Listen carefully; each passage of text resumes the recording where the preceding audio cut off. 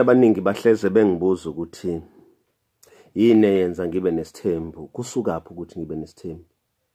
Ekhuleni kwami ngisakhula nje ngiyumfana omncane, ngangihlale ngichaza ukuthi ngifisa ukuthi mase ngikhulile ngibe nezinto eziningi.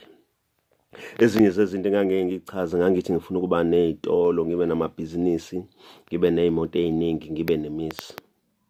Funny enough, ngangiphinde ngichaza ukuthi njengoba ngizoba nemizi, ngifisa kuleyo mizi kube khona amakhosikazi. Ngiphinde ngichaze ngithi kuleyo mizi ngifisa ukuba nezingane eziningi, ngibe nabantu abazobizwa ngami, abaphuma kumina. Okusempeleni ngangichaza ngilimise ngesihloko ngithi ngifuna abantu abazobizwa ngokuthi baphume esendeni lami. Indaba yesithembu ke kade yaqala kumina, ayizange iqale ngoba ngibona umuntu othile. Futhi la ekhaya la kumina ozalweni lami akekho umuntu onesithembu. Ugogo wami ngangihlale ngixoxa naye angihleka athi hayibo, wazi wena ngesithembu, wazini kuba namakhosikazi, yini nje oyaziyo njengoba usemncane kangaka. Kodwa ke guess what, noma sengikhula ngiqala ukuqonywa ngiba nezintombi, angikaze ngibe nentombi eyodwa. Angivama ukuba nentombi mhlambe ezu2 noma ezintathu. Ngisho esikoleni esodwa ngangenza kanjalo, ngisho endaweni la ngihlala khona. Laqala kanjalo ukuthando lami. Ngithe vele ngihlakanipha ngiba mdala ngicabanga ukuthi yini engizoyenza isithembu. Kwaba ukuthi no, ngifuna mina vele kuba nesithembu. So isithembu mina angisenzeli abantu abaphansi ngoba mhlambe ngithunywe yibona. Angisenzi futhi ngoba nakho mhlambe khona umuntu engimbonile.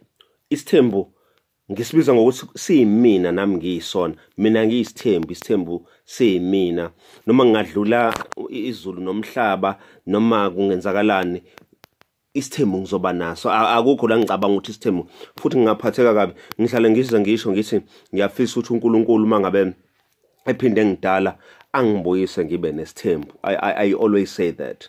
But I'm simply saying ke bakhona abantu bona isithembu abasenza ngoba bebona abantu abathiza. Ngifuna ukungena kulokho ngoba kuona umbuzo, kodwa umbuzo bokuthi yini mina nginesithembu. Isithembu mina nginaso ngoba ngiyasithanda. Angiziboni futhi ngiphila ngaphandle kwesithembu.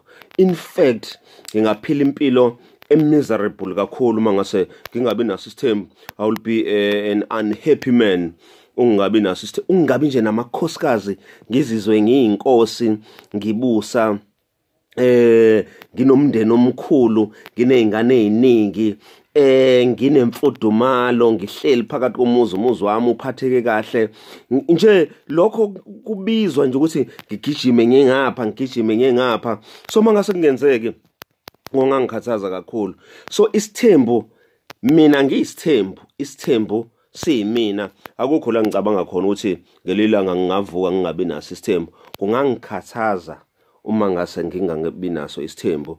Angizange ngikhuthaze umuntu ngesithembu, angizange ngisibone umuntu, angisenzele futhi abantu abathize. Akekho umuntu engikhompyutha naye, imina nje Musa Mseleko, ngaba nombono nomuzwa. That is why at the age of 23 ngaqala ukuthi nje ngakho indaba yesithembu. Kade ngayiqala indaba yesithembu, angiyiqali manje. Kudala ngisebenza isithembu ukuthi sibe khona, ngibe naso, nginalo mbono.